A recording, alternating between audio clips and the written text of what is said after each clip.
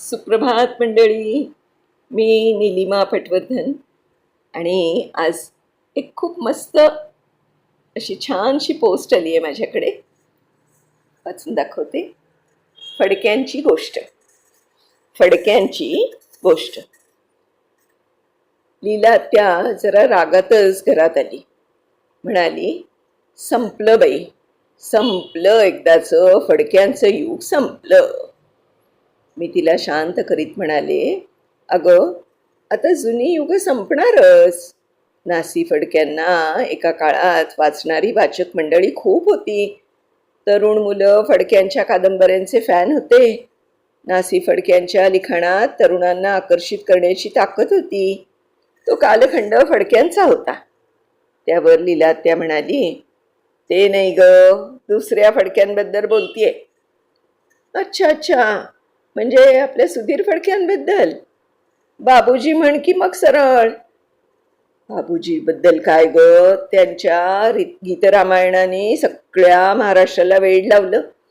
मराठी गाणी त्यांनी संगीतबद्ध करावी आणि आशाताईंनी ती म्हणावी. फडक्यांच्या चालींनी सुंदर शब्दांना त्या माणसाने खऱ्या अर्थाने अर्थ दिला, नाही का ग? तिला त्यांनी हात झटकला. मी साहित्यातल्या फडक्यांबद्दल बोलत नाहीये ग. मग कशाबद्दल बोलतीयेस? माझा वैतागून तिला प्रश्न. त्यावरती म्हणाली, अगो माझ्या सुनेचा महिन्याचा खर्च सर्वाधिक कशावर होत असेल ना, तर तो या फडक्यांवर, हगीजवर. 15,000 रुपयांचा खर्च त्या कापडावर आणि हात पुसायचे त्या कागदांवर. त्यानंतर तोंड पुसायचे, हात पुसायचा, असे कागद आणखीन वेगळे ते सांगायचेच नाही. सारखी कागद ओढत असते डब्यातून, नाहीतर त्या रिळातून फाडत असते. ताट पुसायला फाडला कागद, टेबल पुसायला फाडला कागद, तोंड पुसायला वेगळा कागद. काय तो कचराच कचरा सगळीकडे. आणि खर्च केवढा. मिळवता मिळवता म्हणजे काय अशी उधळपट्टी करायची. माझ्या एकूण विषय लक्षात आला. आमची लीलात्या म्हणजे अगदी लीलात्याच आहे. आता सांगतेस तुम्हाला. अहो, कोणाचं लग्न ठरलं ना, तर या बाईची जमवाजमाव कशाची असावी, तर फडक्यांची. जुने लुगडी, साड्या, धोत्र, जुन्या पॅन्टी, जुने गंजी फ्रॉक फाडून फाडून ते ती शिवायची. मी म्हटलं, हे उद्योग का करतेस? तर म्हणाली, लग्नाकार्यामध्ये आचार्याच्या हाताला फडकं द्यावं लागतात आणि ते आपल्या घरचे स्वच्छ असलेले बरे.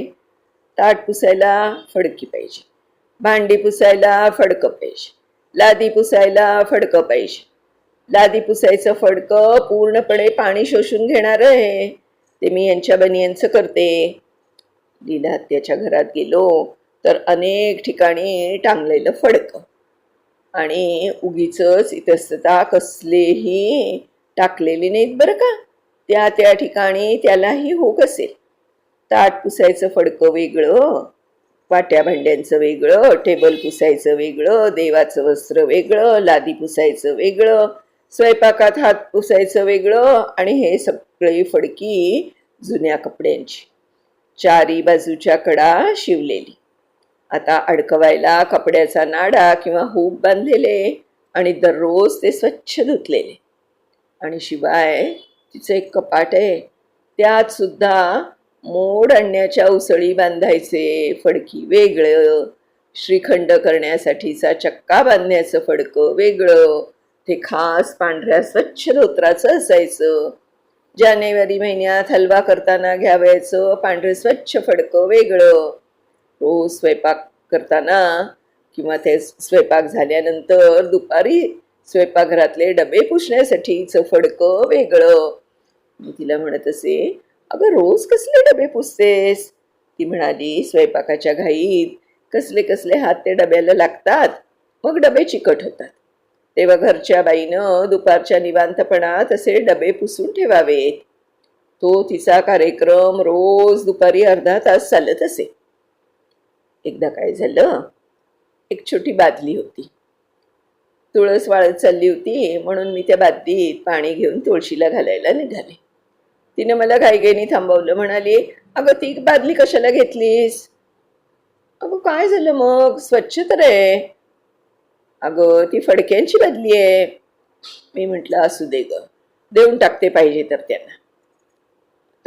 त्यांच्या शेजारी फडके राहत होते ना, मला वाटलं त्यांची बादली असेल ती.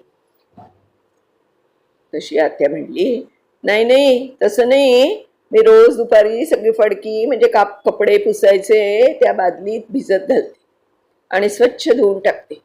फरशी पुसायचे फडके, ओट्याचे फडके हे एकदा धुते आणि हात पुसणीचे वाट्या भांड्यांचे एकदा. लीला त्याच्या स्वयंपाकघरात जाल तर कपाटात पांढरं स्वच्छ फडकं बांधलेल्या मोरावळ्याच्या बरण्या, उपवासाच्या लोणच्याच्या बरण्या, मोरंबांच्या बरण्या अगदी नटून थटून डोक्यावर पदर घेतलेल्या बाईसारख्या मस्त बसलेल्या असतात. खालच्या फडताळ्यातल्या मिठाच्या लोणच्याच्या बरण्याही अशाच नटून थटून बसलेल्या असायच्या. अर्थात आता ते दृश्य नाही राहिलं. मी मनात नेहमी म्हणायचे, हिच्या सुनेचं फार अवघड आहे बाई, पण हिची सून हिच्यापेक्षा वरचढ निघाली, तिने प्रश्नच मिटवला. कसा? अहो सांगते काय, अमेझॉनवरून मागवलेल्या हगीजमुळे लेकराचा लंगोटाचा प्रश्न मिटला, दुपट्यांचा प्रश्न मिटला. टिश्यू पेपरमुळे हात पुसायचा प्रश्न मिटला. आता लीला त्याला फारसा स्कोपच उरला नाही. हे लिहित असताना मला हे पण जाणवलं की पूर्वीच्या बायका किती निगुतीनं घर स्वच्छ ठेवत असत. चुन्याचा पुनर्वापर, त्याचं शिवण टिपण, त्याची स्वच्छता हे सगळं कुठल्याही शाळेत न जाता त्या शिकल्या होत्या. पण त्यामुळे आजार घरात फिरकत नव्हते बरं का. माझी आई नेहमी म्हणायची, अगं ओट्यावरचं हात पुसायचं फडकं आणि दारातलं पाय पुसणं त्या घरातली स्वच्छता सांगत असतं. पाय पुसणं सुद्धा आमची आई 2 दिवसातून एकदा स्वच्छ धुवून टाकायची, कारण ते जाड कापडाचंच बनवलेलं असायचं. आता फडक्यांची दुनिया घरातून गायब झाली आणि त्यांची जागा ॲमेझॉनच्या या कागदांनी घेतली. उसळीला मोड आणायचे डबे बाजारात मिळू लागले. फडक्यात चक्का बांधणंच संपलं. वस्तूंचा पुनर्वापर संपला आणि कचऱ्याचा ढिगारा वाढू लागला. स्वच्छतेच्या नावाखाली अस्वच्छतेचा पसारा आपण घालू लागलो. बंगल्याच्या समोर असणाऱ्या कचऱ्याच्या डब्यात कागदांचे ढीगच्या ढीग वाढू लागले. ॲमेझॉनचे असे कागद घरात वापरणं, आता कागद हा शब्द लिहिताना जरा सोपा वाटतो, म्हणून कदाचित तुम्हाला गावंढळपणाचा वाटेल. बरं ठीक आहे, आपण पेपर म्हणूया हवं तर असे पेपर घरात ठाई ठाई ठेवलेले आहे. तरीही लीला त्याच्या घराचा लख्खपणा नाही बरं का. स्वच्छता ही बाईच्या अंगी असावी लागते आणि त्याच्यासाठी लीला त्यासारखं नियोजनही असावं लागतं. पैसे आहेत म्हणून ते कागदावर उधळणं कदाचित या पिढीला योग्य वाटत असावं. पैसा पैसा जमा करून भविष्याची तरतूद करणाऱ्या आमच्या पिढीला मात्र हे मानवत नाही. अर्थात त्यांना ते करायचं ते करू दे, संघर्ष नको उगीच. तुम्हाला काय वाटतं मंडळी? आमच्या लीलात्यासारखं फडक्यांवर प्रेम करावं का त्यांच्या सुनेसारखा ॲमेझॉनचा मार्ग धरावा? बाकी लीलात्याचं फडक्यांवर एवढं प्रेम की तिने जावई सुद्धा फडके शोधलाय. आहे की नाही गंमत? मंडळी, हे फडके पुराण वाचून ते आवडलं का हे नक्की कळवा बरं का मला. मस्त आहे ना, अगदी खुसखुशीत नर्म विनोद. मस्त मजा आली वाचायला मला आणि तुम्हाला ऐकायला पण नक्कीच आली असणार मजा. भेटूया अशाच पुन्हा एखाद्या छानशा पोस्टसह. तोपर्यंत बाय बाय.